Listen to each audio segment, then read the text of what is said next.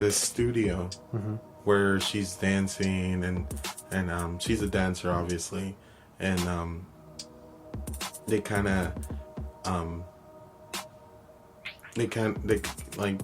he kind of follows her around, and that's where he goes into his buddy's shoe store, and he talks to her like, yo, I saw this girl, blah blah blah, and she randomly walks in and tells him like, oh, I need a shoe, like, oh, like I work here too, blah blah blah, and he's like, she's like, oh, like the shoe doesn't fit me, like, oh, okay, we could order it, just give me your personal number and I could personally call you.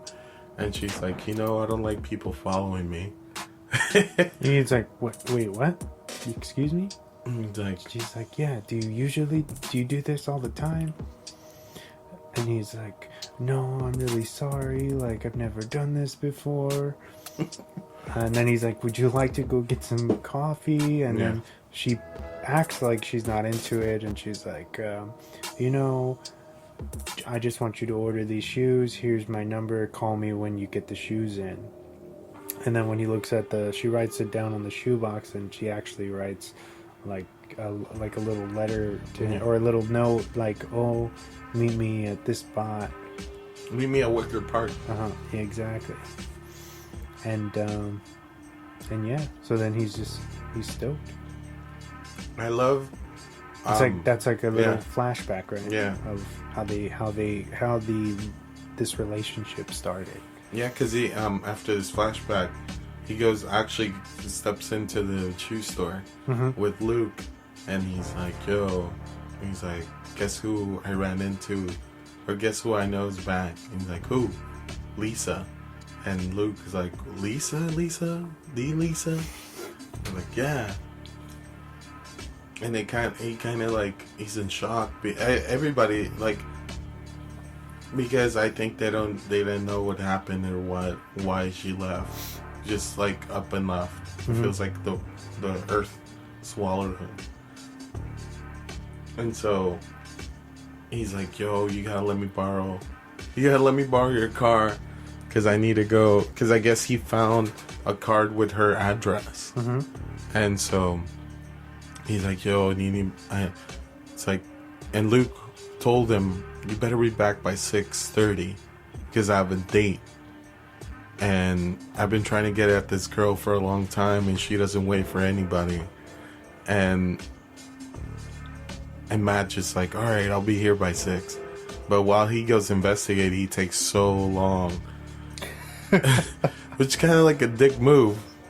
But he goes to this apartment complex, and he gets into he starts seeing this person yell, this guy just yelling for Lisa. So he kind of like his you could see the joy in his eye that he's finally gonna get to see Lisa for the first time in a long time. It's been 3 years, because he left his photography job to go work in advertisement. And then he takes so long that when he goes back to Luke, he's like, you're a dick, like you fucked up my date. And it's kind of cool. It's kind of like a damn, like you kind of feel for Luke, because it's like, man, this, like, I'm trying to help a homie out, but like this fool kind of fucking like kicked me in the balls and like didn't say I'm sorry. Like he just, like, it felt like he didn't care.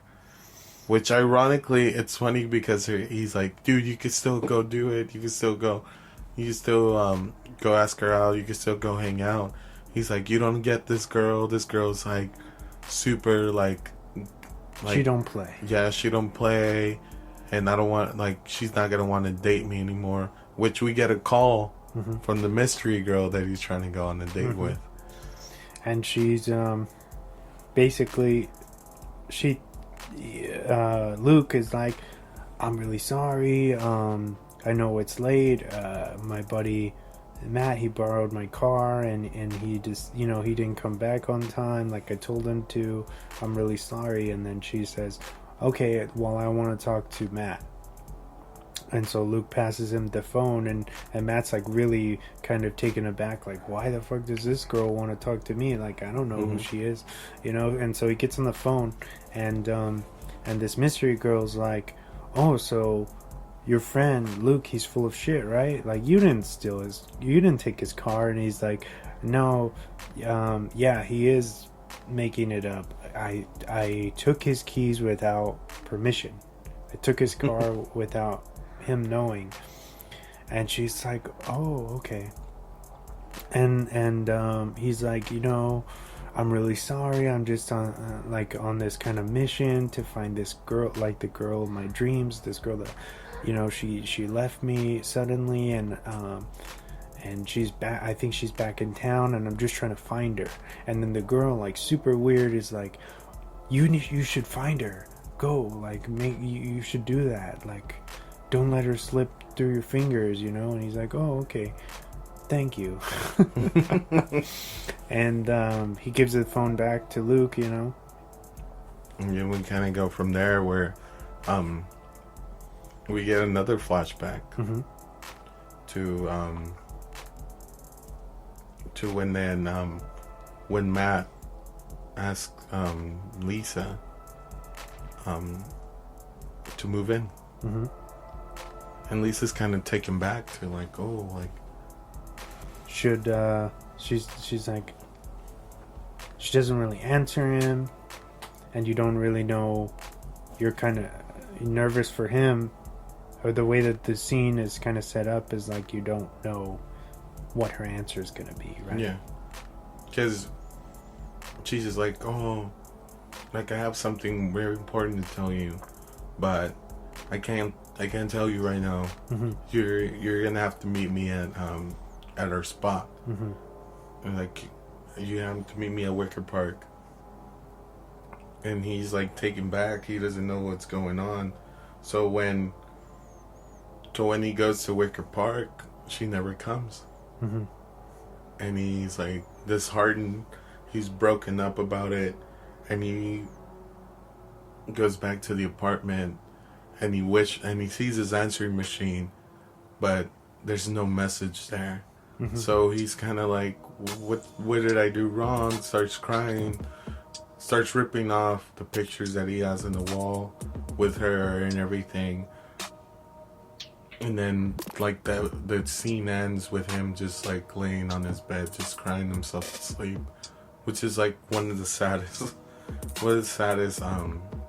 scenes in the movie. And then, I believe, if I'm not mistaken, we cut back to him going back to the apartment. Actually sneaking into the apartment. Yeah, to see, and he sneaks up on who he thinks is Lisa. But it's not. It is. What's her name? It's Rose Byrne. And her name in the movie is Alex. So, as the story goes along,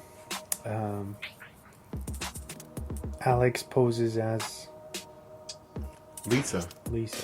She turns around and she goes, hey, what are you doing in my apartment? And obviously they're in Lisa's apartment. She turns around and she's like, don't, like, she acts as if he's broken in, which he has, technically. And they get into a little tussle, and Matt feels really bad. He's like, I'm really sorry.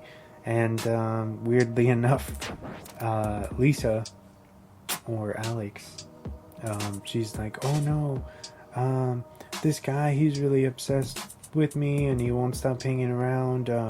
Like, would you like to stay the night? I think you're a really nice guy, I know we don't know each other. But I feel safe. Yeah, I feel safe with you. I feel safe with you. So he's like, all right, well, where does the nice guy sleep then? And she goes, oh, you sleep on the couch, right? So he decides to be the the nice guy. He stays to comfort her, and he sleeps on the couch. And in the middle of the night, also we do cut to a scene of the guy that was supposedly stalking her, looking out the window, and he sees the silhouettes of her and some dude, and it's really odd. And then they cut back to Matt, or Josh Hartnett's character, sleeping on the couch, and he wakes up startled to the famous quote, Alex staring at him. Yeah, or Lisa. Alex posing as Lisa. She goes. He wakes up and he goes, "What are you doing?" And she's like, "I'm watching you sleep." And then there's really no words exchanged. She just kind of drops her top, and we're gonna go at it. And they get down to business. And then we go on another flashback where we see Alex had fallen in love with Matt from afar. She didn't know he didn't know who she was, but this was a close friend of the real Lisa. Yeah. Right? So we go back to like him eating the hot dog at Wicker Park, and she was just like following him from. He kind of did the same thing that he did when he met Lisa. Yeah, like she kind of followed him all the way to work and stuff, and kind of stalked him and feared, like, imagining what it would be like, and and he goes off, and then we see the flashback ending there, and we see them waking up the next morning to find them both in bed with each other, and like kind of that awkward morning, like, ooh, what's what happened and stuff. Yeah, and this scene I thought was great because you can tell immediately that Matt feels guilty and that he shouldn't have done it, and he kind of just went along with it, and his face is just like, where do we go from here? Yeah, we don't know each other. But then at the same time, Alex's character, again, she's posing as Lisa, or a Lisa, or somebody that's named Lisa too, I guess, which is strange, but she's super nice and wants him to stick around, and then she's like, "Yo, I'm a nurse and I work odd hours and I got to do a double, but I would love for you to stay and be here when I come back." Yeah. And he's like, "Maybe." I don't know. And then that's when we kind of find out that Lisa hasn't left. That they actually swapped apartments because she was getting stalked by this newspaper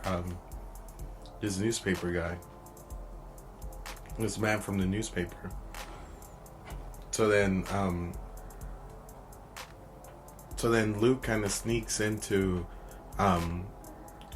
rehearsal for Alex's performance on I think it was like on stage or something for a play, full makeup on and stuff, and one of the director on this of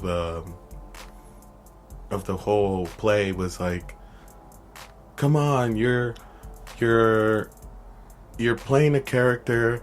This man that you're falling in love with is asking you to help him get another woman," and he's like, "That should devastate you. That should put you in a roar. Like, you never been in love before?"